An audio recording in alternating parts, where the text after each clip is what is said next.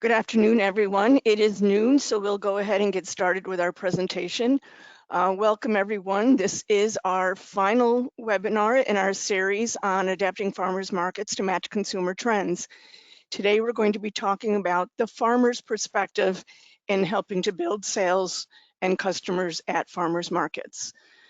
Before I introduce the speaker, I just want to remind everyone that we are all in listen-only mode, so that everyone can easily hear the presenter and hear the questions and answers that she's going to go through. If you have questions as we go along, type them into the question pod on your GoToWebinar panel, and our speaker will break at key points so that we can read those questions aloud, and then you can get the answers. We encourage you to continue to put those questions in as we go through the presentation. So with that, let me introduce today's speaker. Today is Laura B Asilo, and she is the Agricultural Economic Development Specialist with Cornell Cooperative Extension of Broome County. And she's been in this position since August 2007. In this position, she works with new and beginning farmers, farmers looking to scale up for wholesale, food safety training and technical assistance, land access, and veterans. She also sits on the board of directors for the Farmers Market Federation of New York, working on such projects as the FMN Pro Farmers Market Management Certificate Program and the Northeast SARE Toolkit project, which is what she's going to be speaking on today. So with that, Laura, would you like to go ahead? Sure. Thank you, Diane. Thanks, everyone, for taking the time to tune in today. If you're like me, it's sunny outside, and so it seems like we should be outside getting a little vitamin D, especially as we're in this period of self-isolation and can't leave our houses too much. But what we're going to be talking about today is rounding out our 2020 presentation series focused on adapting farmers markets to match consumer trends. Today, we'll be talking about the toolkit from the farmer's perspective. And we felt that this was very important because we really wanted to have that information that farmers could directly take from the toolkit and look to implement at their own market stands. It's important for market managers to know these different options, but really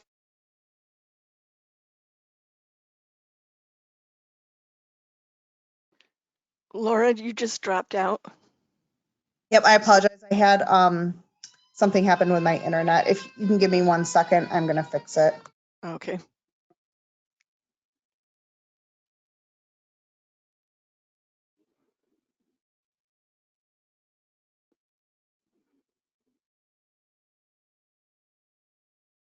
I apologize. My internet has been a little unstable today. So what we're going to be talking about today is taking information from the toolkit that farmers could directly implement on their own farm.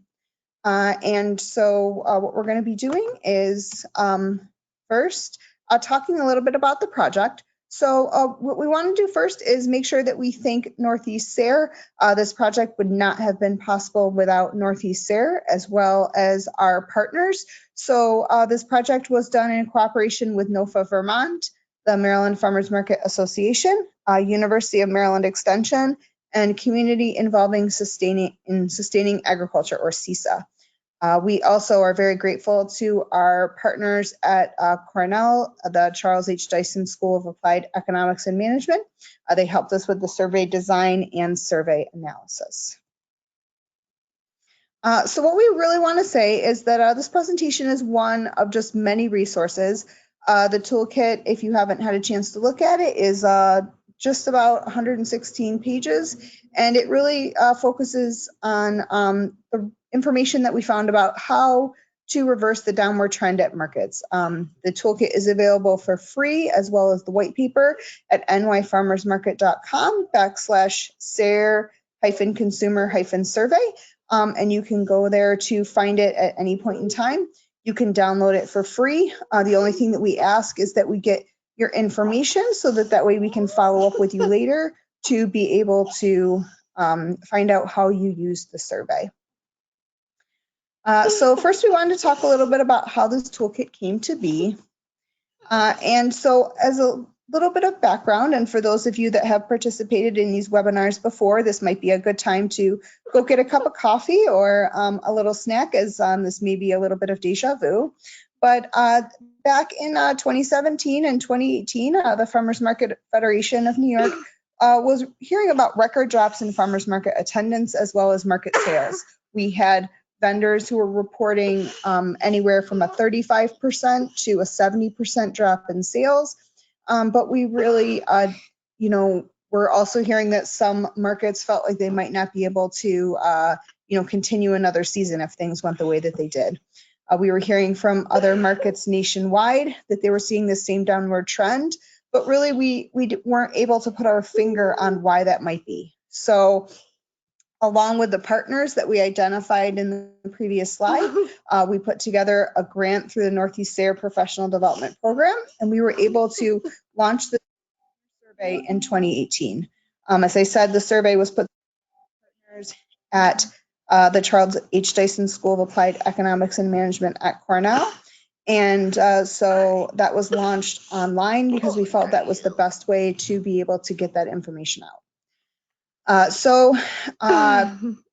The states that you see in color on the map are the ones that were involved in the implementation of the study. Our goal was 500 responses per state. We felt like that would give us enough information to, make some informed decisions. We were able to get over 3,800 responses due to the great efforts of our partners and likely many of you that are on this call today. From that survey, we really got information on 3 types of customers, and we'll be referring to those throughout the presentation today. So the first is market flag bearers. These are the ones that come to the farmers market no matter what. It could be rain, snow, sleet, could be a holiday. They are the ones that will always be at the farmers market. Then we had our casual market shoppers. Those are the ones that had visited a farmer's market within the 1 or 2 times within the past few years. We're familiar with farmers markets and, kind of what happens at a farmer's market. And then those non-market shoppers. And those really were the most important ones that we wanted to hear from, because that was really the key to understanding why there was this drop off in customer traffic. So we were excited that we were able to hear from all 3 of those groups through the survey. And so the other thing that we want to mention is that while we were able to get such a large response rate, we weren't able to really parse the data to down to state level with any sort of accuracy. Questions or requests about data related to those shopping groups down to the state level or maybe even smaller. Unfortunately, we didn't get enough responses that we would be able to do that. So the information that's in the toolkit and in the white paper about those 3 groups is, plentiful and is important. But we want to remember that just like everything else in the survey, that, we want to take it with both a grain of salt, but also understand that it's not the Bible. These are all ideas and concepts that we've come up with all the collaborators in this project, but that, this is not the be all end all for these solutions. So we welcome hearing from all of you during this presentation today or afterwards about, ideas that you found that may work that maybe we haven't listed here. So as a quick flyover, we wanted to talk a little bit about what did the survey reveal. And so we found that there were 10 key insights that we found. And some of these likely won't surprise you, but some of them may. And so the first was that local food was valued by all 3 of these consumer groups. What we found was that even for the non-market shoppers, they still did value local food. The one thing that differed among those 3 groups, as you may imagine, is how they sourced that local food. Second is convenience is king. We all understand, especially in this time of coronavirus, that we want to be minimizing the amount of time that we're running all the errands that we need to run. And we also want to be able to get our food where we're also getting our prescriptions and where we're doing all these other things. And so, we want to be able to just have this one-stop shopping that farmers markets are often competing with. Next, we have customer service matters, and we all know that that's extremely, extremely important. We all want to feel like that VIP. We want to have those market vendors treating us with respect. And so that was something that really shined through in the survey. Number 4 was this perception that markets are pricey. And, all of us who shop at markets and run markets understand that markets are not always as pricey as that traditional grocery store or other local foods outlet. And so this is really where education and outreach is very important to be helping customers understand that there are price comparisons that can be made, and they can be made in different ways. If you're used to buying that produce by the pound at the grocery store and you see it by the piece at the farmer's market, if you do a pound to pound comparison, the farmer's market may be cheaper. Also helping customers understand that maybe that tomato might be a little bit more expensive, but it was picked when it was ripe, so it's going to last longer, so they aren't throwing that money away when the tomato that they bought at the grocery store might go bad before the one that they bought at the market. Number 5 is very important, ranked very highly by all the different groups, this idea that pricing should always be displayed. No customer wants to have to ask how much something is, and so having farmers always have price be displayed, along with some other key concepts that we'll be talking about in this specific presentation, are very important.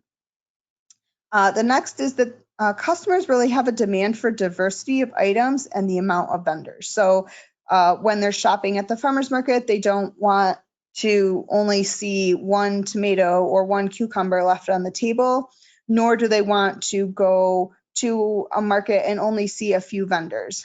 They'd like to see diversity of types of items, whether that's varieties, whether that is in production methods, whether that's just in the types of product, depending on their ethnic heritage or what type of products they're looking to prepare. And so as market managers and as farmers, we want to understand that, customers are looking for that variety, and we want to help them. Number 7 was probably the most difficult pill to swallow in this whole toolkit, and that was that farmer-customer relationships are not motivating for all 3 of these groups. So as you can imagine, for that first group, the market flag bearers, they're very interested in forming that farmer relationship. They really are looking to dig a little bit deeper. But for those non-market shoppers, for the casual shoppers, they're really looking for convenience. They want to be in and out. They value local food, but they don't necessarily subscribe to hanging around at the farmer's market all day to be talking with their friends and kind of more of that community atmosphere. So we need to understand that for not all of these groups that they're looking to form that deeper relationship with the farmer, even if they do value local food. Number 8 was also something that we are aware of, especially when it comes to those SNAP populations, and that is that many are intimidated by farmers. Many customers, especially if produce is not labeled, may not want to, similar to asking about pricing, many customers do not want to have to ask what a certain piece of produce is, or perhaps how it should be prepared. As well, if customers are using SNAP or other incentive programs, some farmers may not always treat them with the respect that they feel like perhaps they do deserve. And so this idea that either there is not an equal playing field, or customer service that's related to customer service, or just that they don't want to have to get into those conversations with farmers where they may then feel pressure to purchase product. Number 9, belief that the market should be environmental stewards.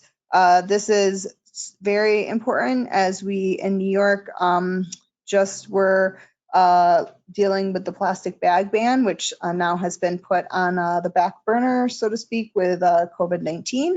But be that as it may, people look to markets to be environmental stewards, and whether that is encouraging the use of reusable tote bags or baskets or other takeaway options, whether that is how the product is actually packaged, meaning that it's not overly packaged in plastic, or even that the markets have in place recycling or other types of programs.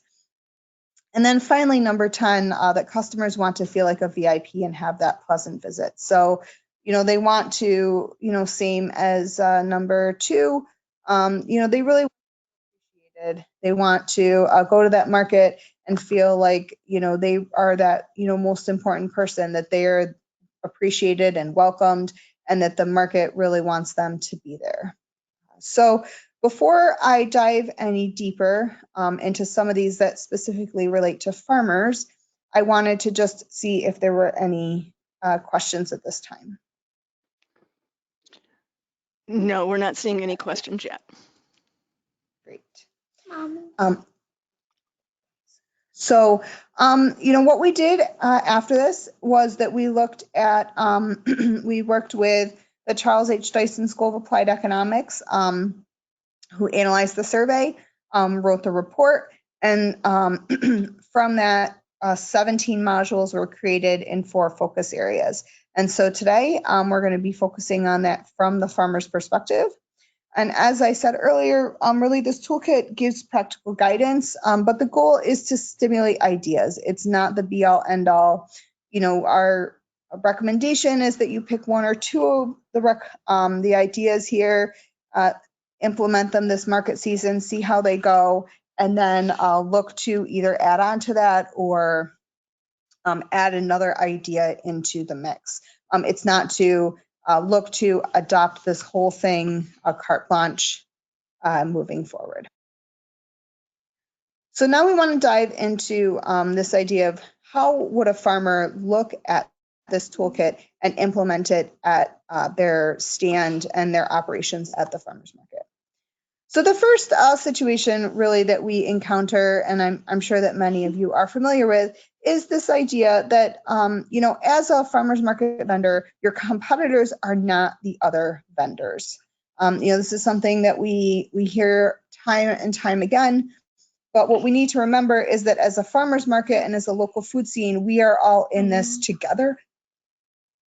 And so our competition from a farmer's market is that grocery store down the road that is setting up a display that looks very much like a farmer's market. It is potentially somebody like a food meal delivery service, or perhaps CSA or something along those lines. The competition is not the other vendors in your market. All the vendors want to work together for the success of that market. And so, what are some solutions that we see with that? The first is that we really want to try to take our customer service to the next level.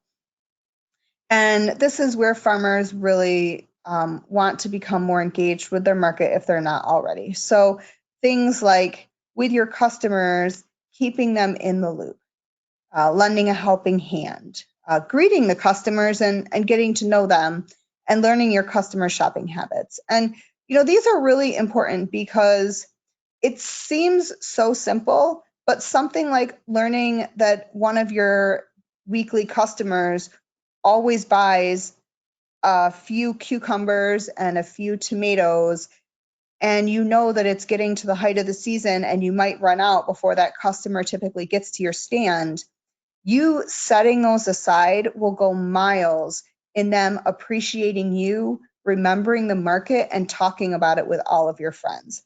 It also gives you the opportunity to do a little bit of upsell, so that if that your customer is always purchasing tomatoes, then you might be able to, and you also grow basil, it could be an opportunity for you to work, form that relationship with them, and then encourage them to purchase some complementary products. Or it also gives you that opportunity to talk with that customer and offer different recipes for those products to help them stay engaged and purchasing those products throughout the market season. Greeting your customers is very important. We know that during the market day, it can get extremely busy. We like to use something called the 10-4 rule, where at 10 feet, you acknowledge that customer, and then at 4 feet, you greet the customer. And that way, that lets them know that, yes, you are busy, but you do see them. You understand that they're waiting for you. And it also helps you keep track of all of your customers. Lending a helping hand can be as simple as offering to hold people's purchases as they work through the rest of the market. Or if you do have the opportunity to have an extra real live helping hand, someone that can help customers carry their purchases to their market, that's also a really great option. And then hopefully all of you are active on social media, but if not, this is a great reminder that, as market vendors, you should be active in social media so that you can help also market the market. So here's just two examples. The Veggie Valet was first encountered in San Francisco with their market. And it's just a great way to offer customers that way to carry their heavier items to the car. These are extremely popular, especially as we get into the fall season when we have more of those dense vegetables like winter squash and apples and even mums that, may be a little bit more difficult to carry. These can be potentially funded through a partnership with or a grant maybe with a local tractor supply or an agway or something along those lines. As well, if you do have a volunteer program at your market, this is a great option for them to manage as well. And then here's just a nice little graphic about the 10-4 rule, just reminding you that if you're within 10 feet of them, make eye contact and smile. And then when they're within 4 feet, then you greet them verbally. And that way customers know that you do see them, as well as, they're not going to feel harassed just as they're walking through the market. The second solution that we want to talk about is this idea that personal appearance matters. And this is really important because, as we know, many vendors are coming from, oftentimes perhaps coming from the farm directly to the market, getting produce ready, picking produce, packing produce. And, we often do have that bucolic image that we see on the top right here of the farmer holding those newly dug potatoes with the dirt on their hands. But especially in this time of food safety, we want to ensure that the food that we're bringing to the market and the image that we have at the market is of the highest quality. And so this means things like making sure that when you come to market that you have a clean hands, that your shirt is clean. Maybe that means keeping an extra farm shirt in your car. And this also can be very important because it can help set you apart from other vendors at the market. So if you have a farm shirt that has your farm logo on it, then that's really great because it can also help with outreach. It can help people find you within the market, and it gives everybody that uniform look without looking too corporate. As we said, things really need to be neat and clean. Customers understand that product is coming from a farm, but that doesn't mean that it, necessarily should have dirt on it.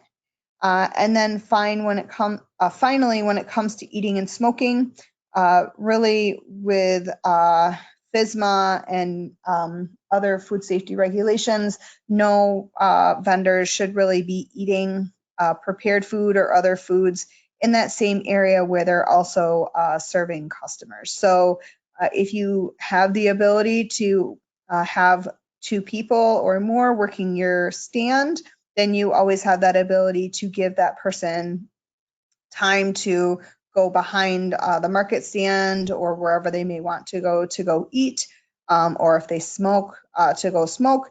And so people aren't feeling rushed and are able to keep general hygiene up.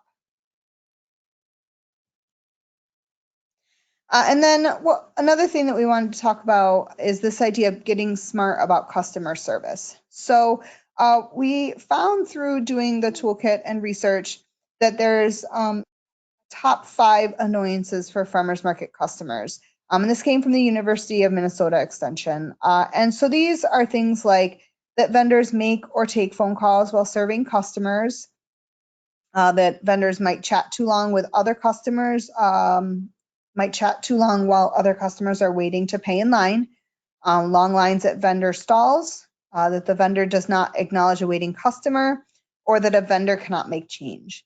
And so I think if we all think about this from that customer perspective, we can really understand why that might be annoying, why that customer would perhaps go to another stand. If the vendor is making or taking phone calls, then it gives the appearance that that vendor has more important things to do than interact with the customers.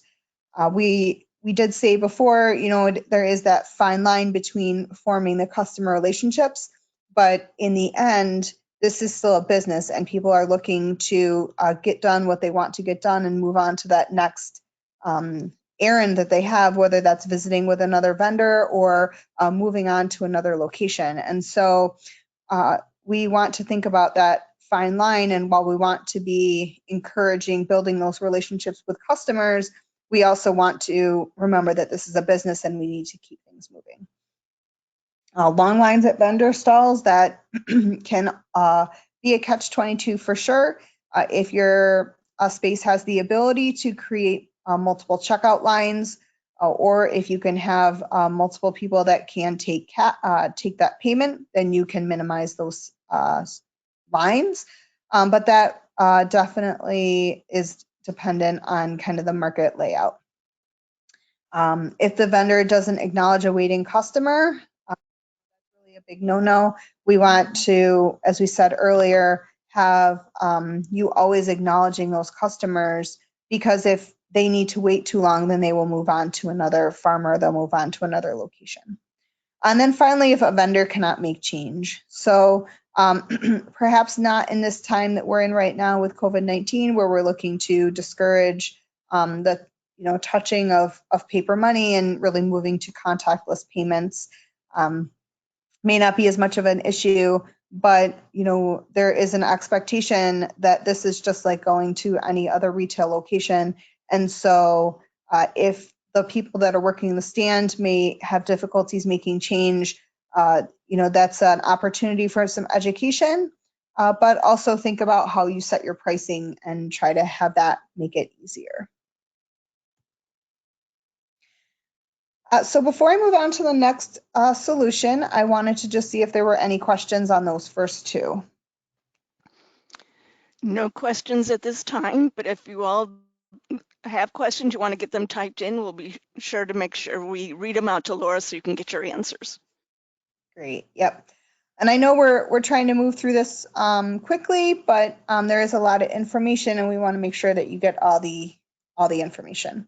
So the next solution that we really feel like farmers can take advantage of is this idea of displaying smarter.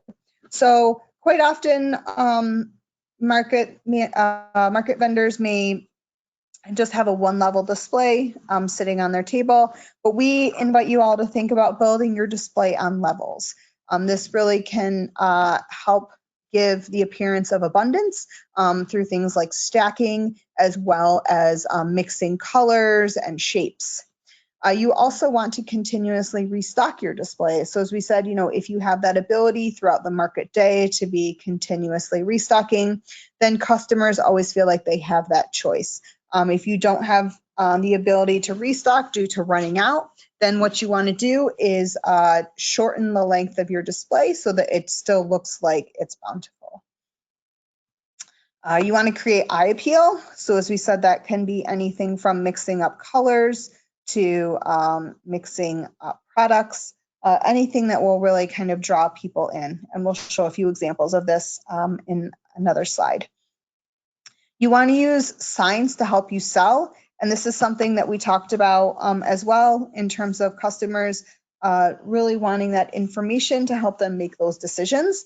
And then you want to be part of your display. So you as that farmer, are part of your display. Everything should look like it matches. And this also ties into this concept we talked about previously with a uniform or something that just makes everything look like it goes together and isn't a hodgepodge. So here we see some examples. On that top left, you see how people are using signs to their advantage. So not only are they stacking product up within those baskets so that it looks bountiful and mixing up colors, but they also have within each of those products, they have a sign which explains what the product is and then how much it costs. Then you'll see on that top right with the carrots and the beets, how they're using bounty and stacking to really create that view of abundance, as well as mixing up the different colors. And then on that bottom left, you see the beets and the cabbage, and I'm not sure, there may also be some winter squash in there. And so these are just showing you different ways that you can use to give height to your display and also using signage. Here's just some other examples. So we see here with the fruit in the top left, where they're mixing up those different colors and items. And then the top right one I really like because it says not only what the variety of that fruit is, but also its best uses so that people understand, is this for eating? Is it for cooking? Is it for baking? You know, it helps take that guesswork out so that they understand what exactly it is that they're purchasing. And then finally, the one in the bottom center with the signage really is showing how that farm is, you know, tying everything together with their display so that everybody knows who that farm is and what they do. So the next solution we wanted to talk about is Laura, can I yes. interrupt before we move on? Because we did have a Yes. question on this past couple of slides that I think is important to go back to. Yes. And so in the times of COVID-19 that we're experiencing right now, we don't want customers to touch the food at the market. And all of that kind of goes against these techniques that you've talked about. Can you talk just a little bit about how we might be able to incorporate enticing customers to our display at the same time that we're trying to encourage the no touching? Yeah, I think that's a real challenge. Some of the markets that I've heard that are working through this right now are doing things like packaging their products in clear bags so that customers can still see them, or using some type of plastic shield so that they can see them, but they can't touch them. You know, that is definitely part of the market experience, is the touching and the smells. But unfortunately, right now with COVID-19 and, you know, things that are being put into place to minimize the contact between people and products, most markets that I've worked with or heard from are having farmers pre-bag products, or customers will point to products. So, you know, I think we're all still working through this to figure out, you know, kind of how can we navigate this, you know, crazy time that will still allow farmers to be able to have those interactions with customers. But those are just some of the ones that I've heard about for right now. Okay, we have a few more questions that go along with these slides. So again, fiberboard quart baskets have been discouraged, and that's a food safety issue. And farmers can't afford to use a new one each time. And customers, again, want us to be environmentally aware and within those standards. Can you talk about a way that they can use things like those fiberboard baskets, but still maintain food safety standards and that?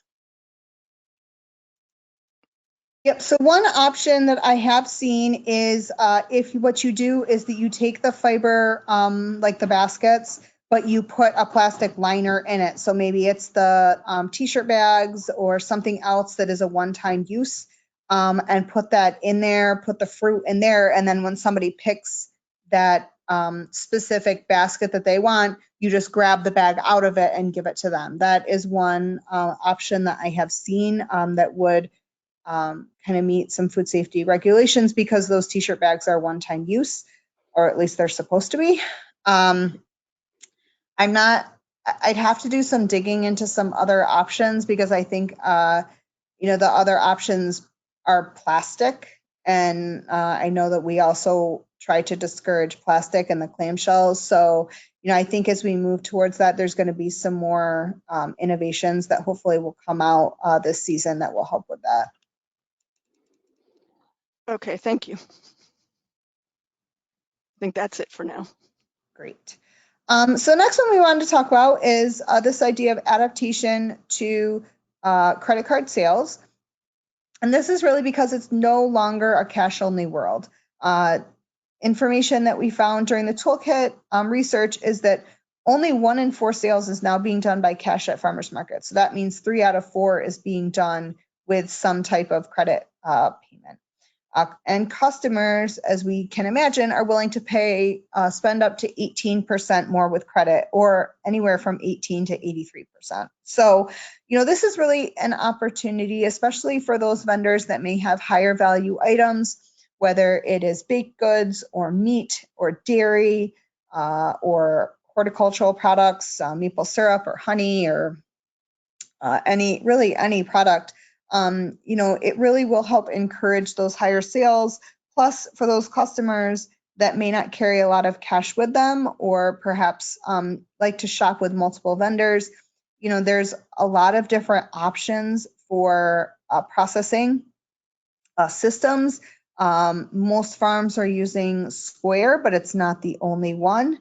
The only thing that you'll want to consider is the need for data. So there is a need for data. Let me back up for a sec. The data really is more the data you are going to get. So you can get incredible amounts of data from the sales that come off of the Square or any of these other things. So you can have a better understanding of when your sales are happening, what are those most popular products that are selling, and that can help you not only with inventory as you're planning for market day, but you can start to see trends week after week, month after month, to be able to plan your production.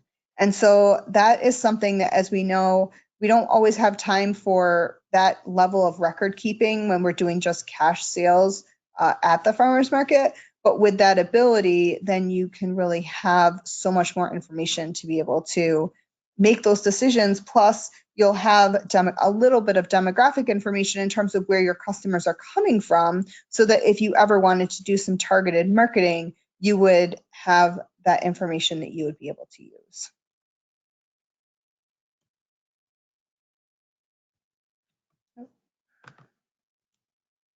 The fifth solution that we want to suggest is that you need to know your audience. And so this is really important, as we know that, there's not one specific type of customer that shops at a farmer's market. There are many types of customers, and, with many demographics, many needs and preferences. And so they're all looking for different types of products, perhaps in different packaging sizes. If we have a mix of elderly and families with young children that are coming to shop at a market, they're going to be looking for very different packaged sizes of products. Pricing, understanding what pricing can work in your market depending on what the demographics look like. What languages that either your vendors should be confident being able to have a certain level of conversation in, as well as what language your signs should be in, whether at the market or in doing outreach. And then understanding what are those religious or ethnic holidays that happen in your community that your farmers could take advantage of through raising or producing specific types of produce or livestock or poultry. Those are all very important to be helping in the sustainability and of your market, as well as just maintaining that community foothold. Finally, something that I alluded to in the beginning is this idea that promotion is your responsibility too. And this is really aimed at the farmers market vendors, because we know as market managers that promotion is a large part of what we do. But for vendors as well, we want to remind you that it's your responsibility as well as a functioning member of the market. So this can be something as simple as offering a deal of the week, rewarding loyalty through a punch card or something along those lines, creating a tote bag or a t-shirt that you sell or give out to customers. Collecting contact information can help you become social. So I hope that many of you are on some level of social media, whether it's Facebook or Instagram or any of the various ones that we have now available to us. Once you get contact information, you can set up an email campaign, and that really will help you maintain those communications with your customers and with other customers at the market. And this can be as simple as, that first bullet of the deal of the week, maybe offering recipes for products that you're going to be selling that week, what's going on at the market. It can be very simple, but we want to remember that every single farmer at the market is key to helping to promote that market, because it's many small businesses that make up one large business. And then finally, something as simple as handing out flyers and posters, whether that's at a local YMCA or at PTA meetings or at youth club sports or any of those things, or at the housing authorities or WIC clinics or anything along those lines where you may have a personal connection. Those are all very important, very easy to do. If any of you have not used any of the local printing companies, something like Kinko's can be very cost effective, as well as there's some other companies that we can recommend that also offer those services quite inexpensively. So here's just a few examples that we found of some fun tote bags, as well as a rewards card. So as you can see from that rewards card, once that shopper comes to the market all those times and gets their beat stamped, then they actually get $5 in tokens to spend at the market. And then in that bottom center is just all the different social media options. We suggest that you are active on 1 to 2 of them, really doing an effective job, not just putting up a presence but not maintaining it. But the best bang for the buck is when you engage on it in a weekly basis. So the 7th solution that we suggest is this idea of getting involved. And we hope that you're all very involved already in the markets that you participate in. But, one of the best ways that we can get involved and help the market is engage with those customers, is to be doing things that they will find helpful, that will bring value to what it is that you're already doing. So this can be things like a recipe swap, facilitating the recipe swap, bringing out your favorite recipes for beets and encouraging all your customers to, leave their favorite recipes for somebody to take.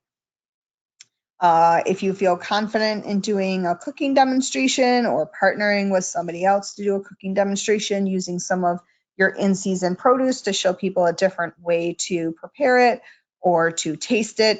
Obviously, right now during COVID-19 is perhaps not the best time to be starting that up, but focusing on something like a recipe swap is definitely a good option. As well, this idea of an online farmers market is gaining traction, especially here in New York, as markets look at how they can still connect with their customers, but create a more convenient atmosphere where they're encouraging social distancing. And so there is an organization called Fresh Food New York that have partnered with several markets in the Mohawk Valley and the Capital District to create online farmers markets where farmers themselves are responsible for uploading all their product and choosing that distribution mechanism. And so they could work with a market to be able to have the farmers market itself, if that's an option, depending on the location, be that drop-off point. And then the customers just come and pick up their purchase at that designated time. That can definitely help with social distancing, as well as when we move past this time of really helping to engage with customers who may not be able to make it on that specific market day, or if the farmers market does not operate year round, but many of the market vendors do have production year round, can help extend that market season. So now we just wanted to give a little bit of a reminder about the toolkit. As we said earlier, it is free.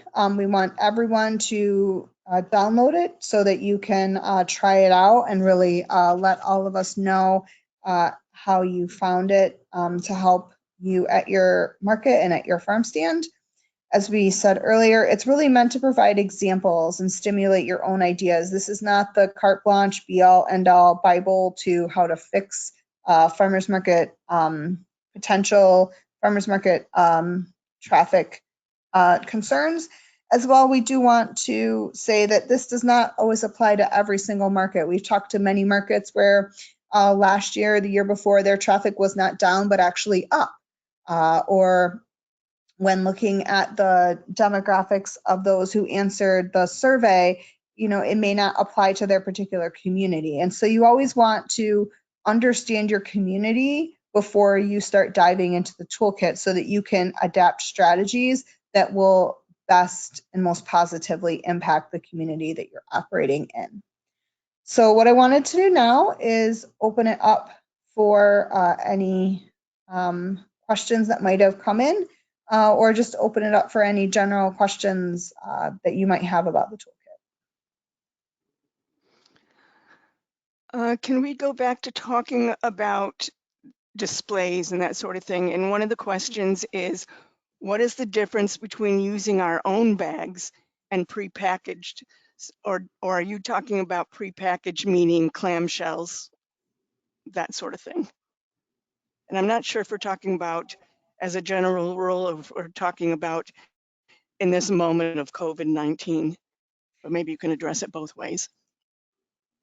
Yeah, I'd like some clarification from whoever asked the question, because I think, as of right now, unfortunately, I think most markets that I've seen are going is prepackaging everything in some type of plastic bag. Typically not a t-shirt bag, but something that's completely see-through. So more of like the produce style bag, maybe not the green one, but a clear one. That's really where I've seen most farmers going now, though I have seen some using the t-shirt bags. I think as we move into the summer and hopefully start moving past all of this, then I think that will change how things are going. But, in general, when we're talking about packaging for products at the market, and we're juxtaposing that with food safety and, at least right now, social distancing as well, I think that it's really moving towards everything really already, that customers are not touching anything, and really the display is quite minimized. As we're moving towards the summer and we have that more bounty of produce, then I think that we can start talking about things that are more pre-bundled, like you might see the beets or the carrots, where somebody is just touching, one bundle of something, or, putting bags or other things inside baskets, or the berry boxes that can just be a grab and go type of scenario. Okay, so we did have some clarification, and she is talking about right now during this COVID-19 period of time. They use t-shirt bags at this moment, but if they're selling apples, would those apples also need to be in a clear bag?